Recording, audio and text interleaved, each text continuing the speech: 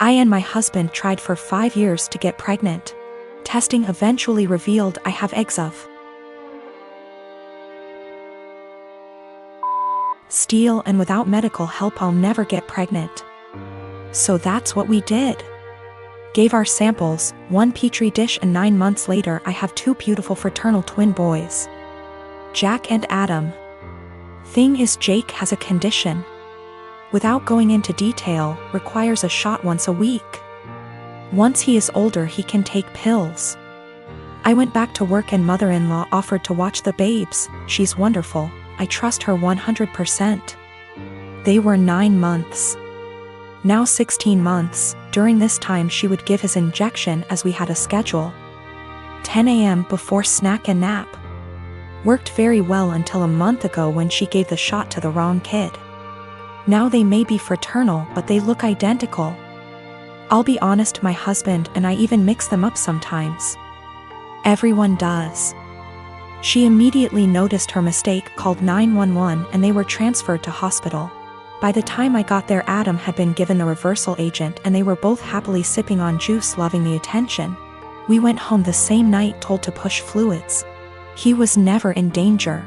It's a very slow-acting medication that, at worst, would have given him diarrhea in a few days. Mother-in-law was beside herself.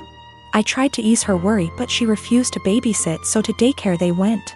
This daycare has a nurse cause some of the kids have medications, so she knew what to do, but the worry of mixing up the kids was a valid concern, and they would not keep name tags on. Doctor recommended a medical tattoo.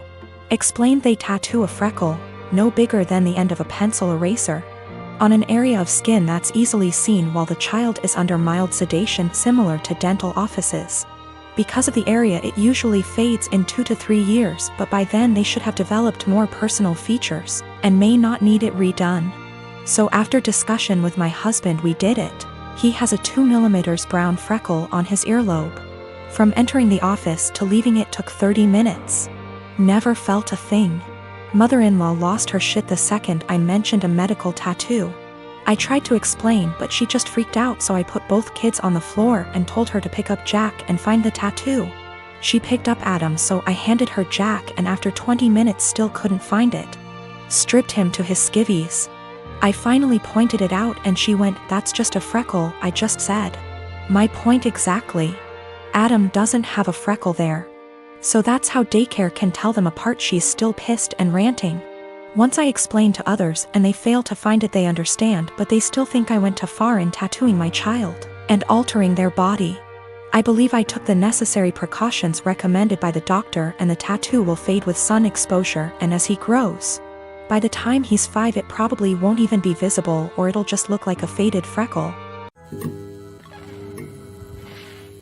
So me and my girlfriend have been together for about a year now. It's been a big adjustment, but I think we've done well so far. I had 2 kids before her and she isn't used to kids, but I think she's doing well and I think my kids really like her. I'm a widower. My wife passed away a few years ago from cancer. It definitely hit me like a truck and took me a while to recover from. It took me a really long while to get back out there, but I eventually did a few years ago. My daughter is 13. She is in middle school now and is obviously growing. So usually on Thursdays after I drop off my kid and I do some chores, me and my girlfriend usually have a lunch date. Just so you know, this is not at all something that happens all the time. I try my best to be both mom and dad, but I'm still figuring it out. Lately my daughter been moody and very emotional. I had a thought that it could be her period because she's getting to that age on Thursday. A few hours after I dropped her off I got a call from my daughter, and soon after the school, because she had ended up getting her period in school. She was really upset and crying, and she said that she was really embarrassed. I quickly went to go pick her up and shot my girlfriend a text that I couldn't make it and had to go pick up my daughter. I was low-key freaking out, and that's why I was pretty brief, so I rushed over there really quickly to go pick her up. She was in tears. I brought her home. She got cleaned up.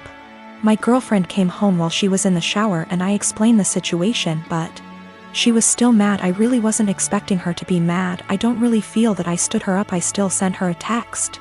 It was really just under heat of the moment and I was really focused on one thing, and it was an honest mistake. She lost it on me, saying that it was a Move to leave her hanging like that and not even answer the phone when she was calling her to see why I set her up.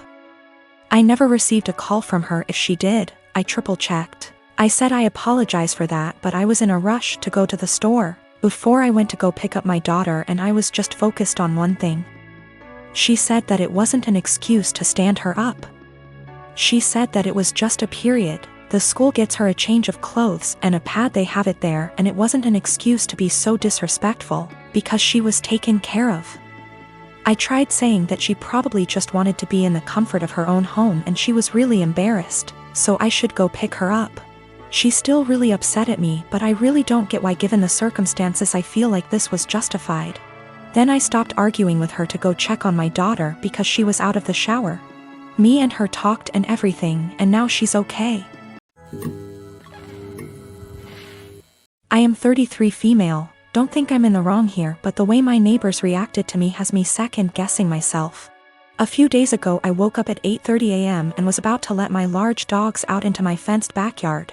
At the last second I checked my phone and saw that my next-door neighbor, Catherine, had sent me a text at 1 a.m. telling me there would be contractors in my backyard power washing her house from 8 to 9 a.m. Here's my issue. I wouldn't mind letting them in my yard if that made the work easier. But Catherine never asked. She just told me it was happening, with 7 hours notice, in a text sent to me while I was asleep. It was just by chance that I saw it before I let the dogs outside, and had I not seen it, I could have let my dogs out into my yard with contractors already in the yard. One of my dogs is a very fearful dog, and while he has never bitten anyone, that is only because I work extremely hard to protect him from unwanted encounters with strangers, advocate for him and his personal space and special needs, and never let anyone get close to him without measures taken to make sure everyone is safe. He is a very loving and special dog, so this is just not a risk I'm willing to take because I want to be a responsible dog owner. My neighbors know this, and they know he's scared of pretty much any person that I don't carefully introduce him to. I also have very clear signage on all the gates. But they told the contractors they could go into my yard. Didn't ask permission, didn't wait for my answer. I felt this was an egregious overstep, and just kinda rude and entitled of them to not ask me permission, and just tell me it was happening like I had no say in the matter. I got mad and texted her back and told her that this could have a very serious safety issue and it is not okay, under any circumstances, for them to ever give anyone permission to enter my yard where my dogs could bite them. Unacceptable, and never again. Catherine's husband Jack then blew his top and told me that they didn't have any notice either. They heard from the contractor in the middle of the night and there was no time to notify me. I feel like that's not my problem, and that they should have waited to receive confirmed permission from me before telling the contractors it was okay. I really don't think I'm asking a lot here. I feel like this is an extremely reasonable request, dog issues or not. Then Jack told me that my behavior was unacceptable and that any harassment of the contractors would be dealt with, and that I was to immediately cease harassing Catherine. I never even spoke to the contractors, and I sent Catherine a total of 4 text messages that more or less said that this is a boundary they can't cross. This was unacceptable, and they are not to do it again. Jack sent me a few more nasty texts, and at this point I'm not really interested in being friendly anymore. But Jack still said that I was the one who was being unacceptable.